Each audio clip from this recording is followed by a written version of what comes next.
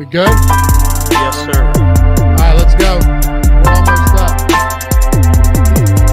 We live, Chris? Yeah, we are very there live. There we go. What is going on, everybody? Welcome to the Awesemo Fantasy Football channel. Doing things a little bit differently around here. Bringing it to this channel for the first time. Doing an NFL mock draft over at Underdog Fantasy. It's the $3.5 million tournament, $1,001 to first. I'm Dave Loughran, running it back again. Along with me for the first time, one of the newest contributors at Awesemo Fantasy. Man does a phenomenal job. Notorious Fantasy, you may know him as Nick Lepri. What's going on, brother? What's going on? I'm doing quite well. I'm excited to do a nice draft today and have some fun. Yeah, let's do it. So, okay, last time I did this with Matt Kajeski, we did it twice. We had the 1 pick and the 2 pick. We're happy to have you guys with us. We'll get into that in just a second because I don't want to miss this. We are number 11. The first players off the board are, as expected, McCaffrey, Cook, Alvin Kamara went third ahead of Derrick Henry, half-point PPR, Elliott, Kelsey, Tyreek Hill, Stephon Diggs at 8. We're at 9 now. So Barkley's still on the board. Jonathan Taylor's still on the board. Let me ask you this, and we're going to get into the Cam Akers news and how that impacts things. Michael Thomas potentially out for a month, maybe even half the season. Do you have a specific approach you're going into with these drafts?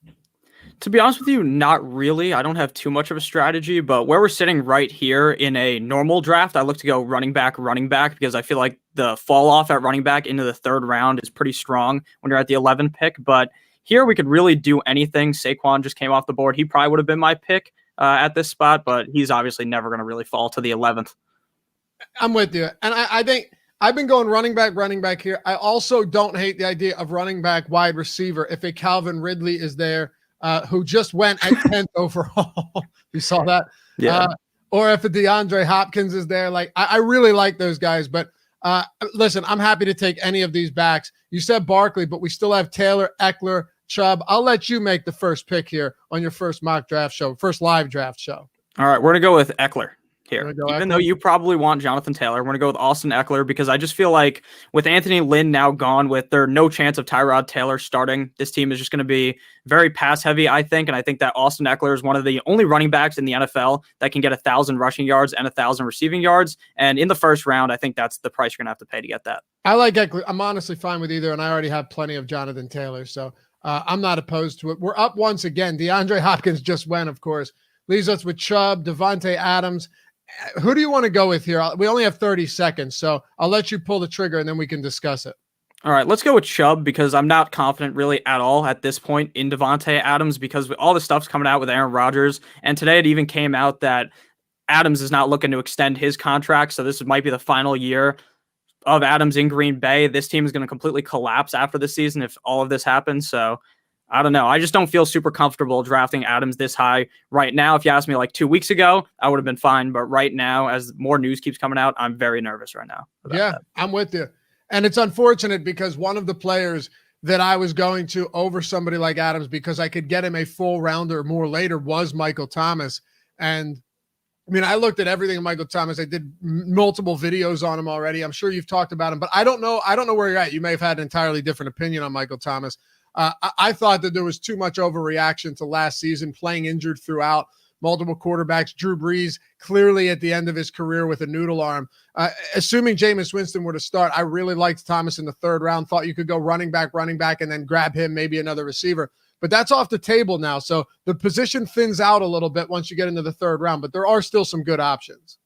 Yeah, definitely. Michael Thomas was a guy that was very much on my board. I thought he was the safest third-round pick by far. Even with Jameis Winston, I thought things would be good. Like you brought up, Drew Brees had a full-on noodle arm last year. That is the worst I've ever seen Drew Brees look in his career, and it seemed like he had to hang him up at that point. Jameis is a guy who would be able to feed Michael Thomas. While he is a bit erratic, he's going to throw the ball all over the field to throw the ball to the other team. But at the end of the day, you still want an actual quarterback in there, not Taysom Hill. So I was fine with Michael Thomas and Jameis. But now, obviously, I don't even know if I feel comfortable taking him in like the 9th round because he could miss significant time. That's the thing, right? Look at Tyreek Hill from a couple of years ago. If you took that risk, not with the uncertainty of him being suspended, as Aaron Jones, Mixon, Metcalf, and Waller just went off the board. If you took that risk with Tyreek Hill, it paid off in spades, right? I mean, I saw spots where you could get him, and I was drafting him in these spots, not in every league because it doesn't make sense, but had plenty, and I'm sure you did, a Tyreek Hill in like the 7th round, Yeah. even the 8th round at times. That paid off in a huge way. You end up having one of the preeminent wide receivers on arguably the best offense in the league. But when it comes to someone like Michael Thomas, yes, you're going to be drafting him in those later rounds, and I think it'll be still way later than it was with Tyreek Hill because people were already relatively down on him. But you have a real problem if he misses half of the season and then has dealt with all of these injuries and comes back half of the player that he was. So I'm so much less excited about him today than I was yesterday. And I did a must draft video of 5 guys, and Michael Thomas was in one of them. It was it was uploading to YouTube today as the news broke, and we had to pull it. So it's tough, man. But yeah, that really is tough. He was one of my favorite targets. I honestly think he would have potentially finished as the number 1 wide receiver, which is near impossible to find inside the 3rd round. But obviously, all that hope is gone. What do you make of the Cam Akers news? I mean, he was a 1st round pick. McVay handed the keys over to him in the final quarter of the season last year. Goes down, sucks, right? Middle of July. You had that ACL. Darrell Henderson's ADP is what was he going? 12th round, 10th, 11th, 12th round. And now he's going probably 3rd or 4th in some spots. There's uncertainty in that backfield though. And I'm in a weird spot when it comes to that. How are you approaching it in these drafts? Maybe we'll get there soon. Yeah. If I'm being honest with you right now, my confidence is it's somewhat in Henderson, but there's also a chance that they add a Le'Veon Bell. They bring in Frank Gore, who's been in the NFL for probably as long as I've been alive. It's just a very confusing situation to be in. I think Darrell Henderson is comfortable and could be the lead back there, a workhorse role like we would have seen with Cam Akers. But like you were kind of saying, Sean McVay is not necessarily a guy that if Henderson was to kind of mess up a little bit, that he would not just pull the plug and throw another guy in there. That's my concern as well. And, we saw with someone like Clyde Edwards-Helaire last season, who I really liked this year, taking some heat for that. I don't give a shit. I like Clyde Edwards-Helaire a lot. He was averaging like 22 looks per game before Le'Veon Bell came after week 6. And could that be an instance where Darrell Henderson is somebody that would have gotten a ton of work and doesn't? It's possible, but I also think it depends on who's going around him. So we're coming up in, what do we got? A few picks. I think we got 5 picks to go. I think there are still some really good receivers here. Now, I don't know if they're still going to be there when we get there. CeeDee Lamb just went. McLaurin just went. Robinson, who I love this year because he can play with any bad quarterback and still put up a good season. He just went. So it might be thinning out a little bit. Do you say we go wide receiver here, or if there's nobody we love, look to go to another position? I don't know if there's any other position we want to hit on right now.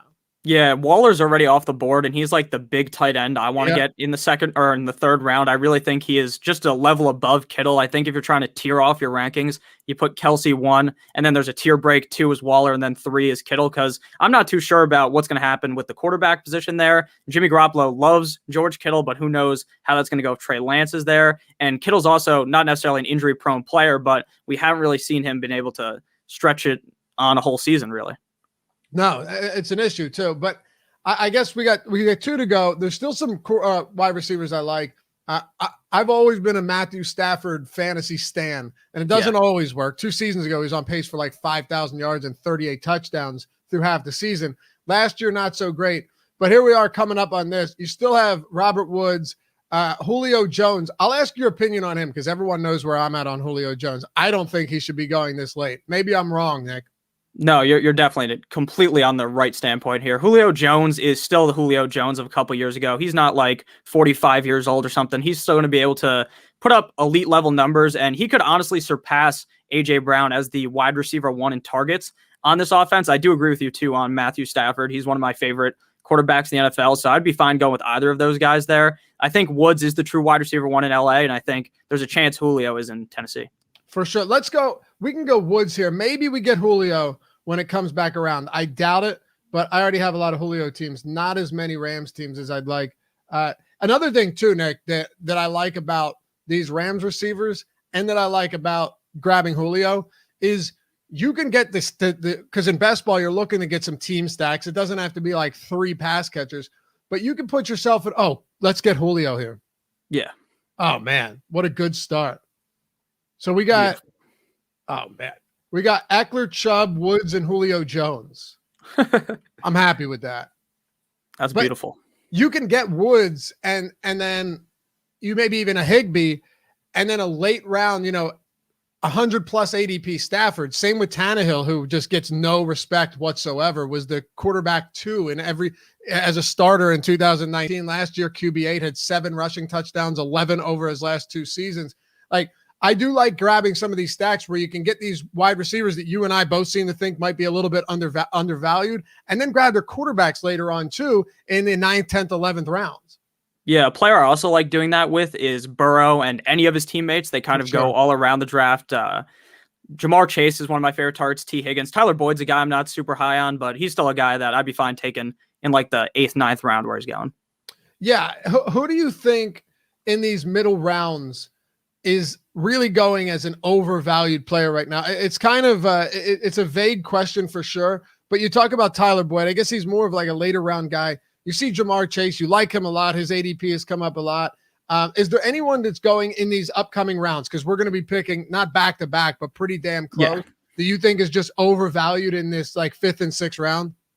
Maybe he's not a 6th round pick at this point. Maybe he's fallen down, but it's DJ Chark, in my opinion. DJ Chark, there's a chance that Laviska is the guy there. There's a chance that Marvin Jones is the guy there. Marvin Jones in Detroit with Stafford was pretty good. And I think that if DJ Chark was to go in the 7th round and you take him there or in the 6th round, it may just not pay off because in my opinion, there's like a 33% chance, 33.33, however math would work there, that one of the other guys is the wide receiver there. And I just think that DJ Chark, maybe he just doesn't fit this role as well as a guy like Laviska might. Yeah, that's a good point. It's tough because Laviska Shenault's like the guy that everybody loves this year. And you've been in the fantasy community for a while now. You're what are you, 22 years old? Yeah, 22. You're young, but you put out good content, man. I appreciate all the content you put out. And so while I don't know how many years you've been in, I'm assuming just based on your content, you've been doing it long enough. You know that every year there's that one guy that everybody falls in love with, right? And it doesn't always work. Sometimes it does. This year, Shenault in the industry is one of them. Did you see where Michael Thomas went, by the way? Did someone actually just pick him? Michael Thomas went at 3-4. Wow. 4th pick in the 3rd round. Tell me there's not an edge to drafting early. Yeah, I mean, if Michael Thomas, even if he plays like a majority of the season, only misses 4 games, the 3rd round is just insane, especially since there's a high chance that he re-aggravates the injury. Oh, yeah. Listen, I was getting Michael Thomas after that in drafts before we got this team. So, yeah, I mean, it's definitely not the greatest idea. Where are you at? Okay, this is one that I want to get your opinion on. Like I've said, I'm sure people that are going to watch this already know you are coming over from your channel. Same thing from me, from the DFS space and everything. People know that, and I think we might be able to get a little disagreement going here. It's always enjoyable. That Miles Sanders is someone I'm not worried about this year, but ultimately it feels like I'm on an island when it comes to Miles Sanders. I have my reasons for it. But where do you stand on Sanders? He just went as the 9th pick in the 4th round. Yeah, I'm thinking your reasim might be because you like the Eagles. Is that why you like Miles Sanders? Bro, I'm the most pessimistic Eagles fan in the fucking world. I'm telling you. Like, I'm a realist, Nick. That's what I am. I'm not an idealist, and I certainly don't look at this team like, God, I love Rager and Ertz is going to practice. This guy's going to have a huge redemption season. No, of course not. But I have my reasons. Tell me why you don't like Miles Sanders. Well, there's a couple of reasons I don't like Miles Sanders. I just feel like in the range of running back where he's going, I would much rather just wait another round and snag a guy like Mike Davis, Myles Gaskin, who I've ranked ahead of Miles Sanders. I feel like Miles Sanders might yet again be trapped in what could be a running back by committee. They bring in Kerryon Johnson. They draft Gainwell, I believe his name is. This is just a very, in my opinion, not the greatest of situations, and we haven't really seen Miles Sanders be given the keys to the backfield yet. They obviously bring in a new head coach there. They fire Doug Peterson, so it is entirely possible, but I don't know. And I'm also not sold in on Jalen Hurts, so this offense to me is pretty scary. The only guy I really like is Devontae Smith. Yeah, look, I'm not sold on Jalen Hurts either, but I'm also not sold that Kerryon Johnson is good. Like, I'm not either. Like, this guy's a 3rd running back in Detroit behind ancient Adrian Peterson and a rookie in Swift, who was 2nd in line behind Adrian Peterson. So Kenneth Gainwell, sure, you got him at a value, but he was a 5th round draft pick. Boston Scott, Like, I don't know. Sanders was on the field for 75% of snaps last year. He had 3 of the 10 longest runs in the league against 3 top 5 defenses, and the entire offensive line was decimated. So, like I said, I get all of the reasoning against it, but if I can get him essentially in the 5th round, I still want Montgomery.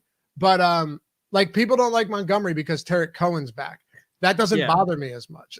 So I don't know. I guess you know what it is for me too, though, Nick. Once you get past Mike Davis, you're taking shots on some real speculative players. And that's the one thing that concerns me. Once you get past Mike Davis, sure, Gaskin, I guess you can include in that conversation as well. But then you're talking about guys that may or may not be in a full out timeshare, or not even get a 50% share on some of the, in most games. Yeah, you get into the range where it's the Tampa Bay guys. You're seeing the Arizona Chase Edmonds, like who knows what he's going to do. The Jacksonville guys with ETN and Robinson. But we're up here. We're up. We got 25 seconds. We got 2 running backs. We got 2 wide receivers. Mike Davis is still on the board. Yeah, I think, to be honest with you, I'm feeling Mike Davis here because I think that the other guy is going to take him, because if you look at his team, he only has 1 running back. So there's a pretty good chance that means he would take him here. So I think we have to take him if you wanted him. So I'm fine with it. And listen, normally I wouldn't mind going receiver here. The only thing is, it's not a dead zone at receiver, but I do worry a little bit that Chase Claypool is being slightly overdrafted. Cortland Sutton's coming off a season-ending injury. Like, Devonta Smith, I think, is wildly overvalued at a 68 ADP. I know you like Jerry Jeudy. You just threw him in your breakouts video, so there's that. But I think we would have been reaching probably a little bit there. So, we're up. Who do you want? Quick. We're gonna have to take Jeudy probably. He's the only wide receiver here that I'm super confident in.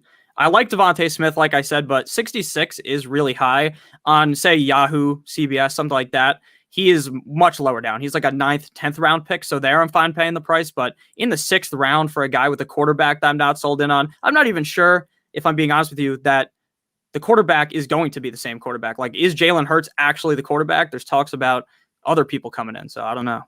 I mean, I think he is, but again, it seems like we're on the same page. And that's kind of a dead zone for receivers, unless you go down to somebody like Jerry Jeudy. Javonte Williams is still on the board. Like, this is another guy. Does he have the J.K. Dobbins role of last year, where after Mark Ingram stops getting considerable work after 7-8 weeks, then he comes in and starts getting a lot more? Where are you at on Javonte Williams, who's still there midway through the 6th round? Well, I think your scenario that you brought up is entirely possible. I think we're going to see a pretty close snap share between the two, which we have seen in the past with the Denver offense with Melvin Gordon and Phillip Lindsay. Now, obviously, Javonte Williams is not Phillip Lindsay, but if you remember in the past, Phillip Lindsay was an all-pro, maybe not an all-pro running back, but he made the all-star game, whatever it's called in the NFL, the Pro Bowl. So he is a talented running back, and I think that a lot of people are very much overhyping Javonte Williams when you consider the fact is that Melvin Gordon's on the last year of his contract. They could easily run him directly into the dirt and then say goodbye. Then next year, you have Javonte Williams coming at a discount. You draft him. You're very excited. He's the running back 1, and he does good. But right now, I'm not ultra confident in it. But it seems like a lot of people are on the complete opposite end as me. They think Melvin Gordon's terrible. He's not going to do anything. And Javonte Williams is the new sight that you want to have on your team. It's funny how, like, rookie running backs pay off more, like rookie running backs pay off more often than rookie wide receivers, or at least now that's how it's been in the past. If last year's any indication, where you had Chase Claypool, where you had Justin Jefferson, and a lot of other names, that CeeDee Lamb, even without Dak for 11 games or so, you may see that change. It's entirely possible. But the thing that makes these rookie running backs different is a lot of them get drafted really early with those same assumptions that you're talking about. And then when they don't come to fruition, you're left with like a 3rd, 4th, or 5th round running back that you drafted as a rookie, having zero idea what his involvement is going to be. And I think Javonte Williams, you don't have to draft him that early, so it's not as much of a risk, but you see that every year really with the position. Yeah, when you're talking about that now, Najee Harris of the Steelers, I would not be surprised at all if he's a 1st-round pick. Last year it happens with Clyde Edwards-Helaire. He's a 2nd-round pick, steady. Then by the time people are drafting in late August, he's like a top 8 pick. People taking him in the top 5. Happens every single year. There's also the Hard Knocks kind of philosophy that occurs that you see some guy on Hard Knocks and then instantly their ADP starts moving up. Happened with Jarvis Landry after he gave that wonderful speech a couple of years ago. So I don't know. There's just a lot of things that move the needle for people that I'm a little nervous about. A lot of these rookie running backs, besides Najee Harris. I think he's the only one with a true role that you can guarantee. Do you think, though, that we might be, to some extent, overreacting, I should say, for what we saw last year with some of these rookie receivers like Jamar Chase, 4th round ADP, Devontae Smith, 6th round ADP?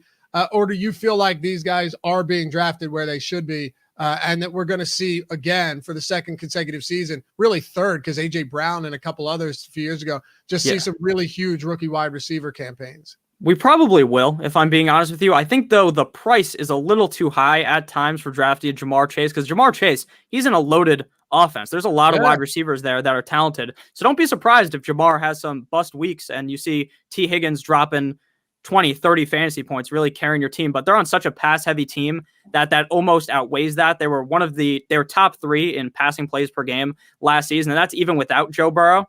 So I'm pretty confident with Burrow, they should be good. Go ahead. I was going to say, but with Devontae Smith, I feel a little bit more safe because I feel like he's guaranteed to be the wide receiver one there in targets like Jalen Reagor you brought up, J.J. Arcega-Whiteside. Like, those guys to me are no competition. Yeah, I think that just stinks. Yeah, he sucks. Oh, my God, what a disaster. Oh, but he's got the best contested catch rate. You know when you knew he was going to suck? When he was practicing and his mom was holding an umbrella for him on the sidelines because it was too sunny out. You're like, this guy just doesn't have it. Yeah, when you pick him up against DK Metcalf, who's just an absolute monster of a man. Don't. Terry McLaurin went after him too, by the way. Yeah, but Terry McLaurin wasn't as elite in college, but in the NFL, he's very good. No, but I'm bitter and I'm pissed. So any good wide receiver that went after him, I'm going to use that as an excuse to shit all over the Eagles. What do we want to do here? We're coming up next. We've got 3 running backs. We have 3 wide receivers. I feel pretty good about this. Let's see. Look at that tight end. I love Hawkinson. I said in a video that I think Hawkinson could have his first 1,000-yard season this year too. Legitimately think he could. There is legitimately not a single wide receiver on that team that even concerns me. I think the second best receiver on this team, besides Hawkinson, is DeAndre Swift. So I'm very happy taking Hawkinson. Brashad Perriman, Terrell Williams, Amon-Ra St. Brown. Like, those are the guys. We just got Hawkinson. I actually feel fantastic about that. We just got Hawkinson as the second to last pick in the 7th round, Nick. So, you look at it and it's like, all right, we didn't get Kittle, Kelsey, or Waller, but how much really of a difference is there with Pitts? He's a rookie. I can understand it. The guy's a freak. And then a few of these other guys, but like Hawkinson at the end of the 7th, I feel like we got a legitimate tight end one. Yeah, to me, Hawkinson is the 4th best guy. I think a lot of people are going to continue to talk up Kyle Pitts, but he'd have to have some type of historical rookie tight end season to really finish where he's going in the 4th round. So, all right, so let's see what we got at wide receiver here, because we already have 3 legitimate starting running backs: Antonio Brown, Marcus Brown, Brandon Cooks, Jarvis, Pittman. What do you like here? I'll let you make this one. To be honest with you, I think I actually like Brandon Cooks, even with the quarterback there that we have no idea what's going on there. There's no way to even know, in my opinion. But I do think that he does provide a lot of value in the 8th round as the wide receiver one on the team. Who else is going to take up that role? Nico Collins, who they just drafted? I don't think so. Is Kiki Kuti going to have some type of emergence as a guy that everyone talked up a couple of years ago? So I'm pretty confident in Brandon Cooks. But if it is Tyrod Taylor, I am a little bit more nervous, but I'm still pretty fine with that. I mean, Jarvis Landry, he's just a safe pick. Antonio Brown, that's a guy that's going to have 2 good games. And Hollywood Brown, in my opinion, is one of the most overhyped wide receivers in fantasy football. I'll tell you, Pat Lepri, is that your brother or your dad? My dad, yeah. Your dad. What's up, Pat? Nick told me that you've watched some of the NBA shows over the years. Said you guys are having a better draft than Costner in draft day. I do feel phenomenal about this draft right now. Yeah, exactly. We're having a great time here. Yeah, absolutely. Dude, all right. We got Eckler, Chubb, Davis at running back, Woods, Julio, Jerry Jeudy, Brandon Cooks, and TJ Hawkinson at tight end. Love it. Love it. Yeah, this is great. I did one of the first videos I made this year was back in, I don't know, May. And it was a sleepers video, and Brandon Cooks was in there because it doesn't matter how bad your quarter. I mean, it can, right? If your quarterback is, one of those scrubs the Cowboys decided to run out last year, Even like not Andy Dalton. At least he's somewhat serviceable, but still not good. What were their names? Like Garrett, Ben DiNucci, Gilbert. Ben DiNucci. I think there was a Garrett something. Yeah, I don't even. Garrett Gilbert, I think it was. Garrett Gilbert. Yeah, that was it.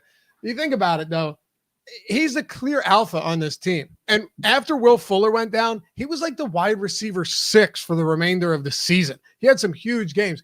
Tyrod Taylor as a starter has been the QB 17, I think 16 and 19. It's really not that bad. If he can kind of replicate that or even close to that, you don't need to be that good if you're as a quarterback, if you're only one quality receiver is going to get a ton of the targets. And the injury proneness with Brandon Cooks is nonsense. He's missed like 2 games in his career in the regular season. Yeah, it's just the fact that when he does get hurt, it's just like the brutal on TV, concussed, can't move type of deal. Exactly. I mean, yeah, if he knocks his head on the field goal post, we're in trouble. Yeah. But aside from that, if it's a sprained ankle, I'm not too concerned. All right. Hey, if you haven't done so yet, hit that thumbs up and subscribe to the channel. New channel here. We're doing everything we can to pump out as much content as possible, get you guys ready. Even if you don't plan on draft until a little bit later, there's no bad decision when it comes to prepping early on. So hit that subscribe button. Check out all the content. Check out everything Nick's got going on here as well. He's been posting a lot of videos since he came over earlier this week. And subscribe to the Awesemo Odds channel as well. We're doing NFL futures and all of that great stuff. So happy to have all of you guys with us. And if you're watching after we've been live, if you're watching after this was live, feel free to leave a comment down below. Let us know what you think of our draft. If you think we suck, let us know. I'll respond anyway. If you like it, let us know as well. I appreciate that a whole lot more. Yeah, definitely. Yeah, I know you get some fiery comments once in a while. We all do. Yeah, you got to make sure that the people leave a comment regardless, because even if it's negative, it puts the video up the algorithm, so it helps us. Even if you dislike, it also helps us. So engagement, I hope they baby. Know that. Engagement, man. That's what it is. Sorry. Go ahead. I was going to say at the 9-6, taking Devontae Parker is one of the dumbest decisions you can ever make. As a Dolphins fan, I hate Devontae Parker. Yeah, no way I'm taking him anywhere near the 9th round. He is the most useless one on this team, in my opinion. Mr. Garrison took him. Okay. I don't know if it's a South Park reference. Maybe his name is just Matt Garrison. All right, we're up. We're at the 9th. I'm trying to see. We could take either Tannehill or Stafford here. Yeah. Stack. Let's grab. I'm high on Tannehill this year. I really am. And I'll tell you why right now. He is good. Yeah, that's true. Tannehill's legitimately good, man. And he doesn't get any respect. He might not be an insane rushing quarterback, but he's going to get some goal line opportunities. He scored from outside the red zone a couple times last year. I know Arthur Smith's in Atlanta and Todd Downing's the OC now, but Nick, I don't think you see another 900. We're up again. Yeah. Then I will get back to my rant. All right. We should probably look wide receiver again, maybe. Let's do it. All right. I kind of like go James Conner here, actually. I was already there, baby. Was already there. All right. Go ahead. I was going to say, I like James Conner a lot. I talked to a doctor yesterday who told me that James Conner is apparently just prone to get very injured a couple times a year. But even so, I'm not sure Chase Edmonds is any good at all, if I'm being honest with you. And I think Conner could easily take over. Do you know how many carries inside the 5-yard line Chase Edmonds has had for his career? Yeah, I think it's like 3. One. Okay. 1. James Conner is like 60% on carries inside the 5 for his career in terms of converting them into touchdowns. And even last year, he was good too. All right, ready? Would you be shocked if Conner was the starting running back, or at least the guy in some form of committee that is getting the majority of work, and more importantly, the goal line work? Because I wouldn't be shocked even a little bit. Yeah, no, not at all. I think that we have even seen last season when Kenyon Drake got hurt, Cliff Kingsbury didn't seem to have much commitment to Chase Edmonds. And even when Kenyon Drake was playing like absolute shit out there, it didn't matter at all. It seemed like they were still just rolling him out there, hoping he'd be able to do something. And in reality, they should have tried to give the keys to Edmonds. They just never did. So I'm thinking James Conner could be seeing a lot of value this season. Inside of the 10th, 11th round, even in some leagues, seems like a steal. He's honestly one of my favorite running backs to draft as in that RB4 spot. I really like him this year. So we're on the same page. Listen, Chase Edmonds averaged, I think you just said it. He averaged in so many words. He averaged 4 carries per game when Kenyon Drake was active. Kenyon Drake was not, he had double-digit touchdowns, but he was not effective last year. And everyone worries about like, oh, well, Kyler Murray steals all the rushing attempts. It's lazy analysis. Running backs have averaged almost 340 carries per game in the 2 years under Kingsbury with Kyler Murray there. And they have like running backs have like 36 touchdowns in the 2 seasons with Kyler Murray. So yeah, he's going to run for some touchdowns. There's no doubt about it. But it's not like every time they get to the goal line or get inside the 5, okay, straight Kyler Murray rushing attempts. It's just not the case. Drake had double-digit scores last year. It's not a concern. Yeah, it's almost lazy analysis because so many teams nowadays, the quarterback does exactly that. Josh Allen, Kyler Murray, Lamar Jackson. There's so many quarterbacks in the NFL. Dak even, he scores like 6 touchdowns rushing every single year. These quarterbacks are bound to steal some touchdowns, but at the end of the day, it doesn't really matter, especially since Chase Edmonds is so undersized to try to score. Yeah, like they've never used him at the goal line or inside the 5. So enough on Connor, but it's good to have these conversations about why we're drafting players. And the last thing I'll say on Tannehill is the dude was 7th in touchdown passes last year. He turned in a 1,100, or he produced a 1,100-yard season for A.J. Brown, and Corey Davis had 14 yards shy of 1,000 yards, and he only played 14 games. It's Corey Davis. Turn that into Julio Jones, right? You have Julio and A.J. Brown, and then you can set everything up with Derrick Henry. Also, Tannehill's passing yards prop is like 4,250 this year, so it's pretty high. Yeah, I mean, people probably also assume that Derrick Henry is going to rush for like 2,200 yards at this point with that extra game. How many carries, if you're projecting him, would you give to Derrick Henry this year? All of them. Like, I don't even think another running back will touch the ball in that. No, probably like 370. See, I don't think he gets. I don't think he gets there again. I feel like they brought Jones in as a way to kind of mitigate that workload. Still give him a ton, but dude, that'd be almost 800 carries in 2 years. Yeah, the thing is though, until 2 years ago when he had that like breakout stretch in 2018, he was never in the NFL a guy getting a lot at the collegiate level, he wasn't either at Alabama. So it seems like he has a lot of tread left on the tires, is a saying a lot of people use. I think he's fine still. Yeah. Oh no, me too. I still love him. I'm just saying, I think Tannehill on a very efficient offense that was like 4th in offensive DVOA and passing DVOA last year, I think Tannehill is still going to have some big games, even when Derrick Henry does. Yeah. There's this one graphic that obviously we're not going to be able to throw up on the screen. We're up. We've got we got 1 quarterback. We got 4 running backs, 4 wide receivers, and a tight end right now. We got top ones at every position. Yeah, I do like Irv Smith, but I think we can wait on our second tight end. Here, I'm probably leaning John Brown. I genuinely believe that he is the wide receiver 1 in targets in Las Vegas. I think Henry Ruggs was the biggest waste of a pick that John Gruden has ever done. So, yeah, I just don't feel confident in John Brown. Okay. Or not John. I feel very confident in John Brown, not Henry Ruggs. Yeah. Yeah. Okay. And what else do we got going on here? I want to see if we have any stacking options. I probably don't want to go there yet. We are on the clock. We could go Irv here and just close out the tight end spot.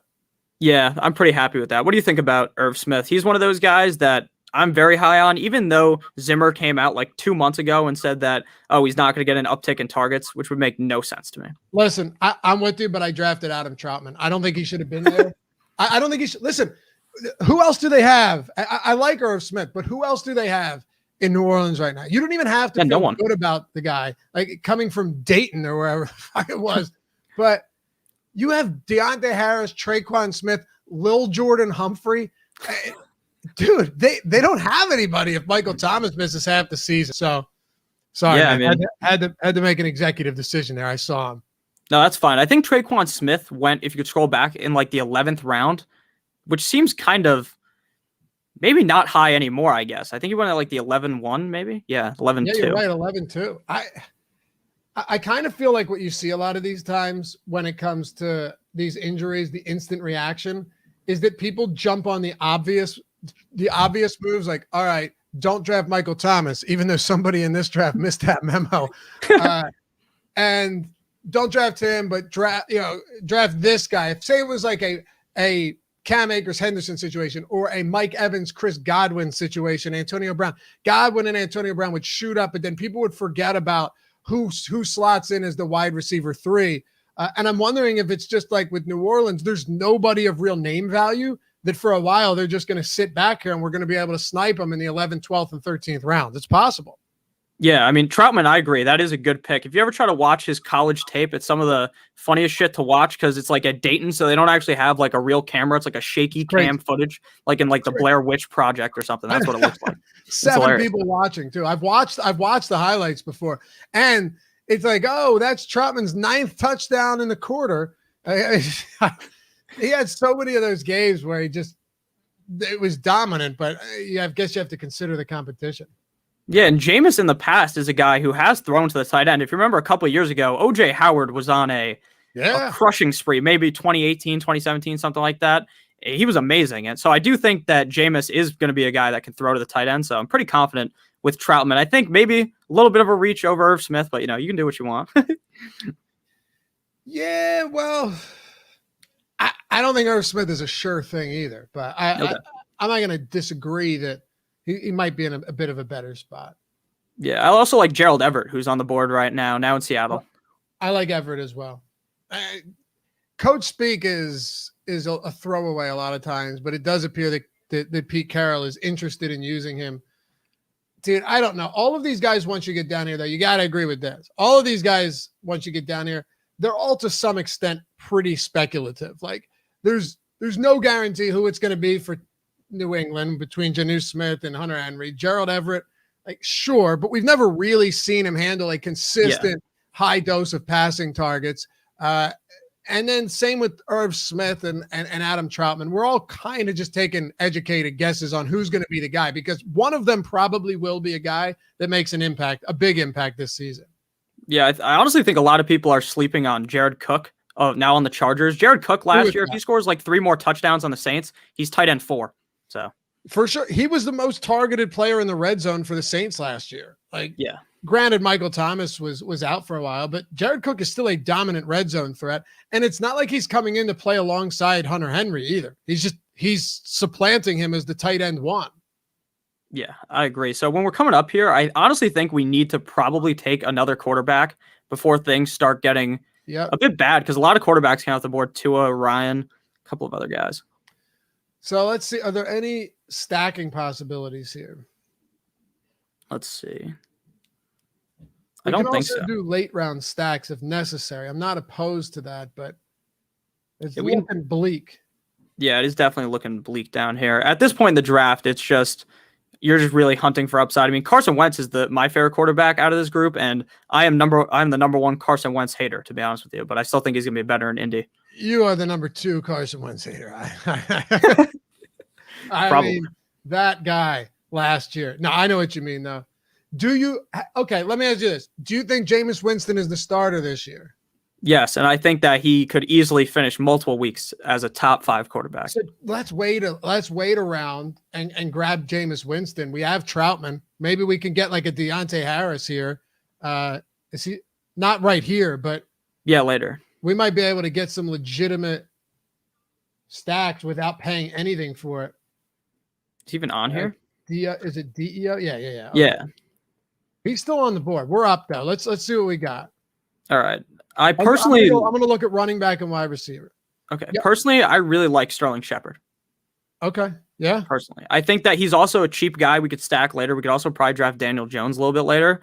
I think that with this news that Kadarius Toney is on the PUP, the PUP, and the fact that, I mean, Sterling Shepard looks like the second best receiver on this team, at least in my opinion. Darius Slayton, the time has gone. The time has come and it's gone already. He did nothing last year after a lot of chances. So I really think that Shepard steps into a nice role here, especially if Daniel Jones steps up. Now, I'm not a Daniel Jones guy. I was listening to ESPN the other day and they were talking about how he's going to be the next Josh Allen or something. I don't believe that for one bit, but I do think Sterling Shepard does have a pretty solid chance here.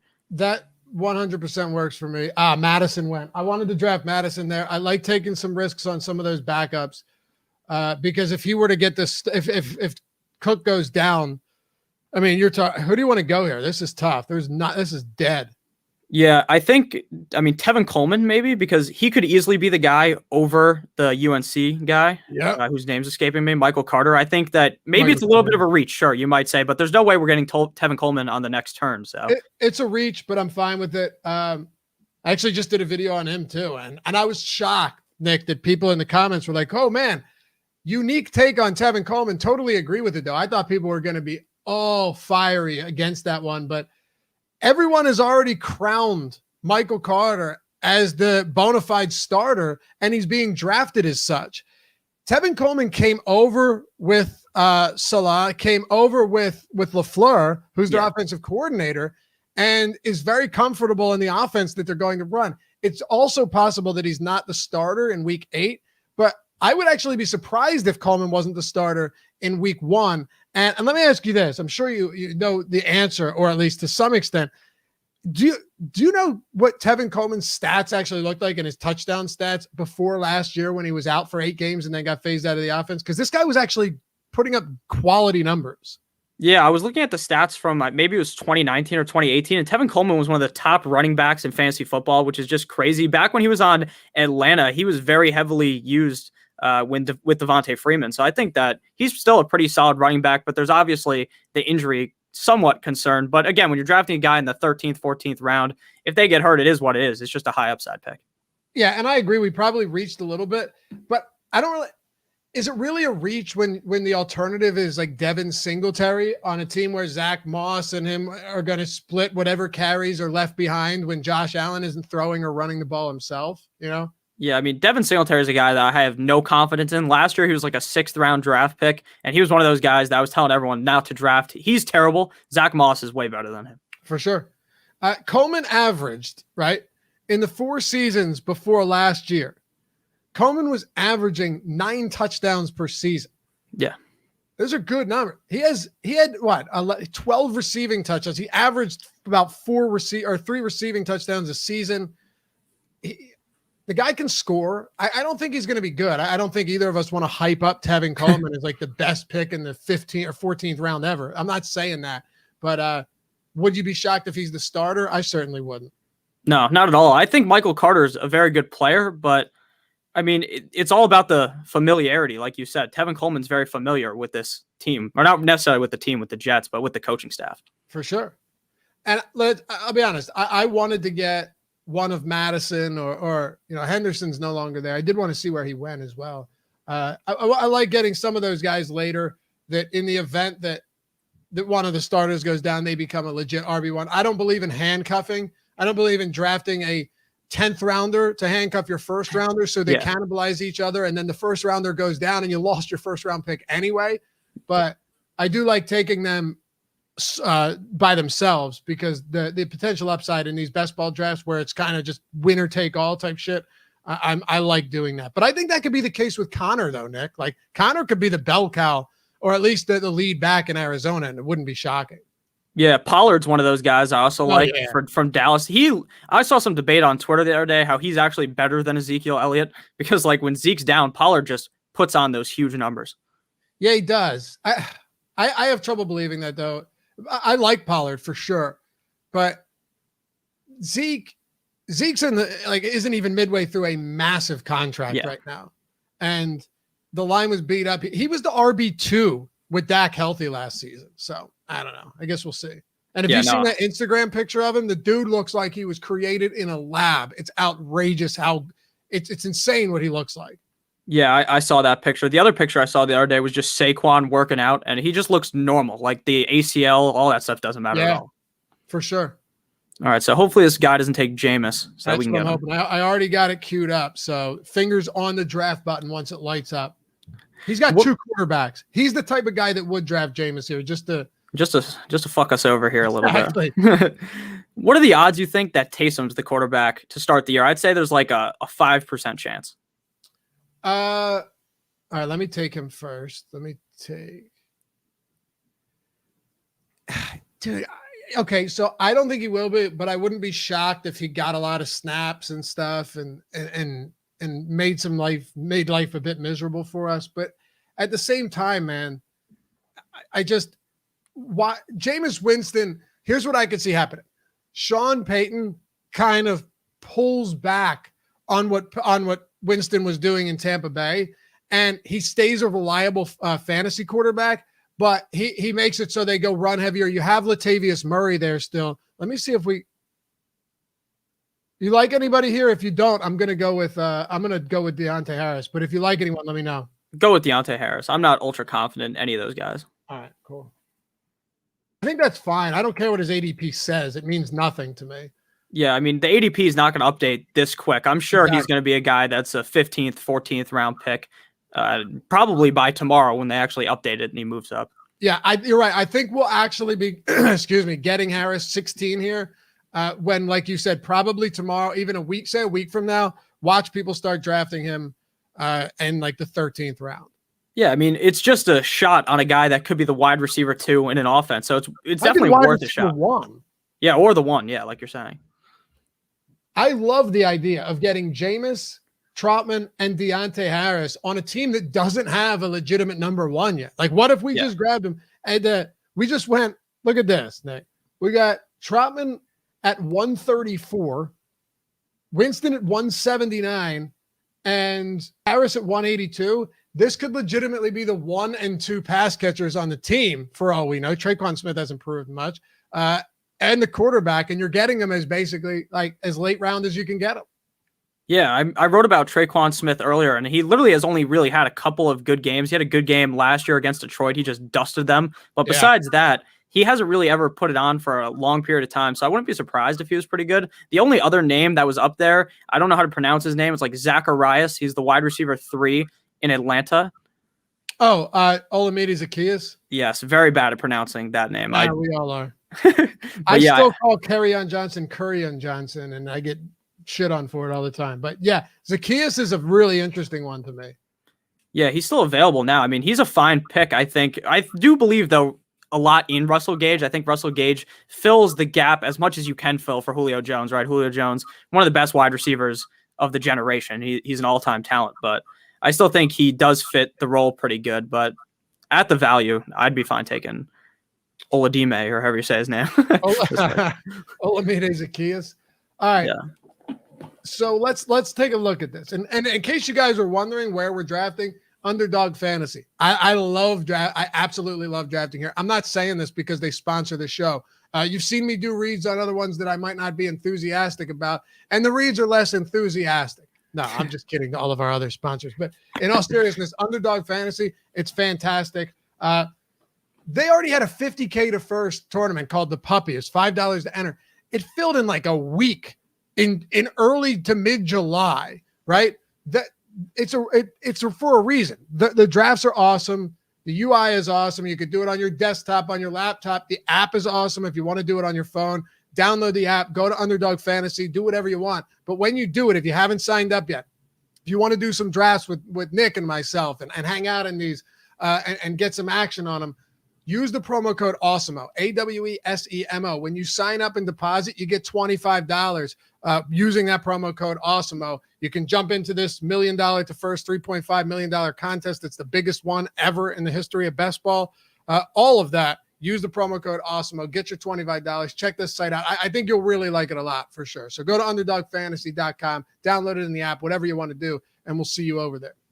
Yeah, make sure you guys download. The app is amazing. It is the best ball drafting app I've seen, to be honest with you. It's just so easy to use. I entered in the Puppy like probably 20 times last week before it closed because the numbers, every single second, there's like 20 filling. So make sure that you guys get in on it because the second one is going to start, I believe they said early August. So, and I know some people don't like drafting earlier in the year, but first, it's fun.